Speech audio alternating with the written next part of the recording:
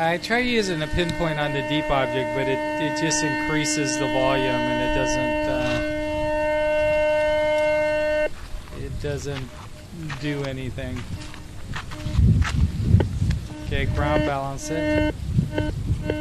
Now going over again, let's just